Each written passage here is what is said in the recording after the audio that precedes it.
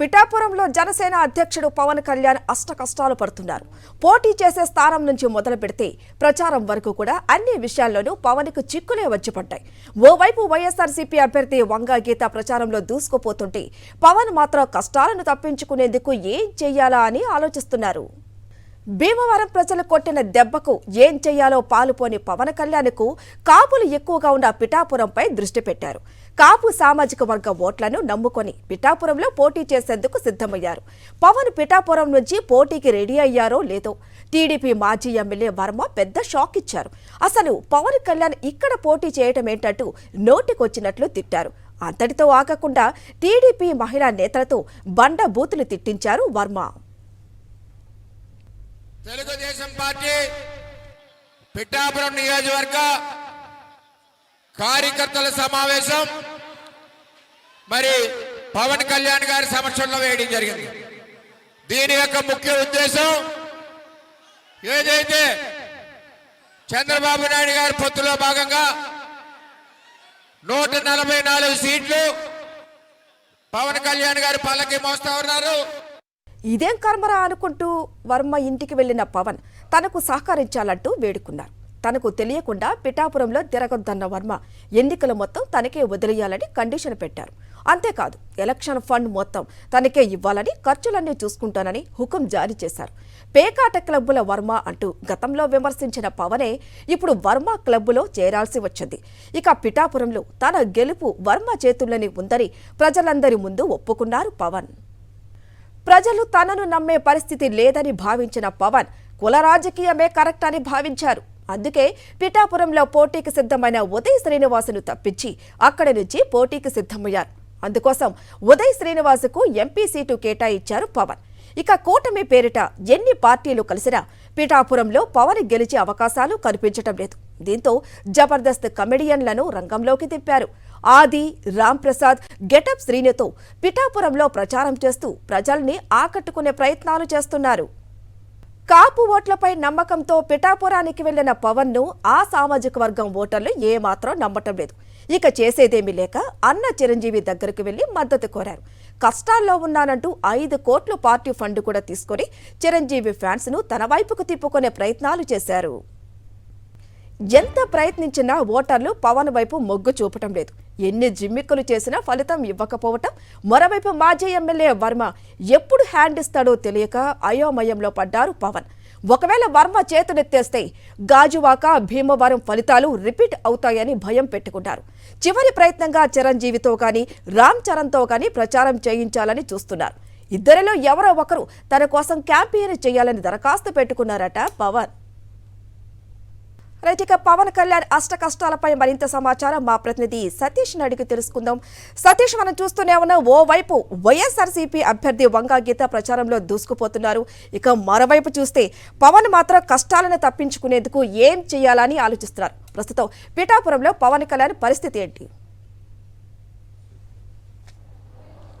అయితే పవన్ కళ్యాణ్కి నిజంగానే సినిమా రంగానికి నుండి వచ్చినటువంటి పవన్ కళ్యాణ్కి ఇప్పుడు పిఠాపురంలో ఎలాగైనా ఎమ్మెల్యే అవ్వాలంటే సినిమా కష్టాలకు మించినటువంటి కష్టాలు వస్తూ ఉన్నాయి. పిఠాపురాన్ని ఎంచుకున్నప్పటి నుండి కూడా ఈ రోజు వరకు కూడా పవన్ కళ్యాణ్ ఆ పిఠాపురంలో పడరాని పాటలు పడతారు, చేయలేనటువంటి ఫీట్లన్నీ కూడా చేయాల్సినటువంటి పరిస్థితి వస్తుంది. వాస్తవానికి గత ఎన్నికల్లో భీమవరం, గాజువాకలో పోటీ చేసినటువంటి పవన్ కళ్యాణ్ మళ్ళీ అక్కడే పోటీ చేస్తారు. ఆ 2 స్థానాల్లో ఎక్కడో చోట అనుకున్నారు. కానీ కాపు సామాజిక వర్గం ఉందని చెప్పి చంద్రబాబు ఆదేశాల మేరకు పిఠాపురంలో పోటీకి వచ్చారు. పిఠాపురంలో అప్పటికి వైఎస్ఆర్ కాంగ్రెస్ పార్టీ నిర్ణయించినటువంటి అభ్యర్థి వంగా గీత ఉన్నారు. వంగా గీత ఒకే ఒక ఎజెండా, ఒకే ఒక జెండాతోని ప్రజల్లోకి నిరంతరం ప్రచారానికి వెళ్తున్నటువంటి పరిస్థితి. ఇప్పుడు వంగా గీత మీద ఎలాగైనా గెలవాలి అంటే నానా పాటలు పడుతున్నటువంటి పరిస్థితి పవన్ కళ్యాణ్కి వస్తున్నటువంటి పరిస్థితి. ముందు జనసేన పొత్తులో జనసేనకి ఈ సీటు కేటాయించగానే తెలుగుదేశం పార్టీ ఇన్ఛార్జ్గా ఉన్నటువంటి మాజీ ఎమ్మెల్యే వర్మ తీవ్ర స్థాయిలో తిరుగుబాటు ప్రకటించారు. ఆయన అనుచరులు అయితే పవన్ కళ్యాణ్ని బండ బూతులు తిట్టారు. మరి ముఖ్యంగా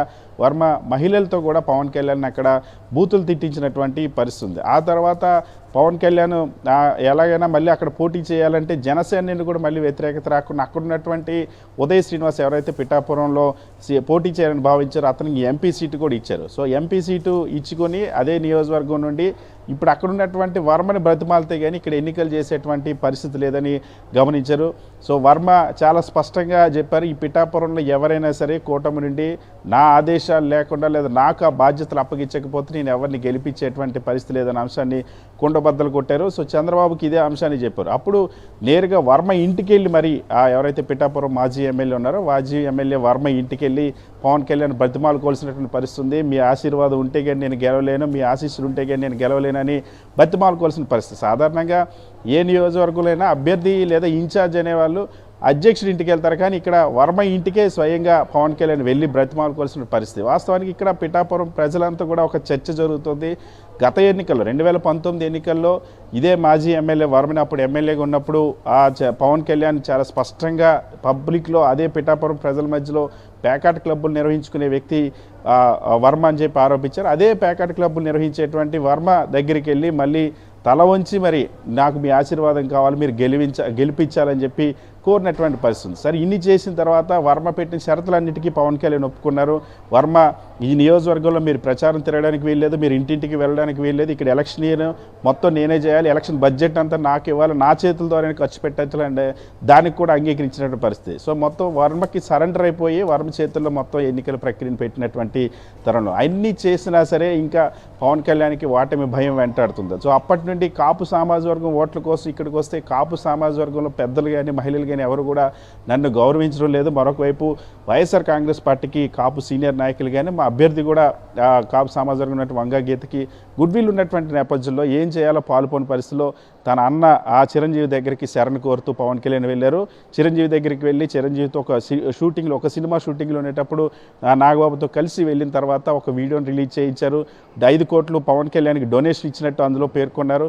సో చిరంజీవిని పిక్చర్లోకి తీసుకొచ్చారు. చిరంజీవిని పిక్చర్లోకి తీసుకొస్తే పవన్ కళ్యాణ్కి కాపు సమాజ వర్గానికి మద్దతు వస్తుందేమో ఒక భావించారు. సరే ఆ చిరంజీవిని తీసుకొచ్చినా సరే ఈ మధ్యలో ప్రచారానికి మాత్రం మరొక వైపు తన కోసం ఆ పవన్ కళ్యాణ్ ప్రచారం చేయించుకుంటూ తన ఎలివేషన్ కోసం అని చెప్పి జబర్దస్త్ టీంని తీసుకొచ్చారు. రామ్ ప్రసాద్, శ్రీను, గెటప్ శ్రీను ఇటువంటి వాళ్ళు తీసుకొచ్చి ఇవన్నీ కూడా వర్కౌట్ అవ్వకపోయినా ఇప్పుడు మళ్ళీ చిరంజీవి అయినా రామ్ చరణ్ అయినా వచ్చి పిఠాపురంలో ప్రచారం చేయాలి, ప్రచారం చేయకపోతే నేను గెలవలేని పరిస్థితి ఉందని గమనించారు. సో పవన్ కళ్యాణ్ ప్రచారం కోసం చిరంజీవి లేదా రామ్ చరణ్ రావాలని కోరుతున్నటువంటి పరిస్థితి. సో వరుసగా మనం చూస్తే పవన్ కళ్యాణ్ పిఠాపురంలో ఒక్కసారి ఎలాగైనా ఎమ్మెల్యేగా నన్ను గెలిపించని బ్రతిమాలుతున్నా సరే ప్రజలు కన్విన్స్ అవ్వకపోవడంతో చివరికి ఆఖరాస్త్రంగా చిరంజీవి లేదా రామ్ చరణ్ ప్రచారం తీసుకోవచ్చని భావిస్తూ ఉన్నారు. మరి అది ఎంతవరకు వర్కౌట్ అవుతుందో చూడాలి. సో ఏ విధంగా పవన్ కళ్యాణ్ పిఠాపురంలో పాటలు పడుతున్న అంశం అయితే ప్రజలకు కళ్ళకు కట్టినట్టు కనిపిస్తుంది. హరిత.